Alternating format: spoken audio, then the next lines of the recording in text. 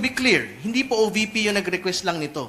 It was signed by the Vice President herself na they wanted their own catering, but it will be the Senate who will pay for it. Hindi ba? Ang amin nung pagtingin doon, walang obligasyon po yung Senado para magbigay ng pagkain, whether sa prosecution o sa depensa.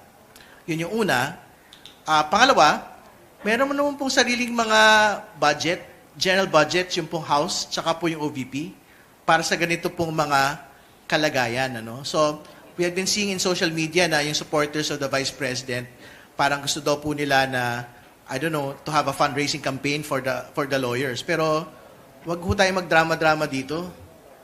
Meron nung pera yung OVP para dito. So, it is just a matter of the Vice President actually signing off for the office.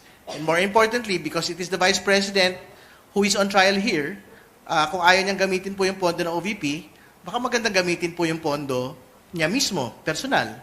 Di ba? And makakatulong mo siguro yon kung nandito siya sa Pilipinas at hindi po niya yon ginagastos sa kanya pong mga biyahe. Hindi ba?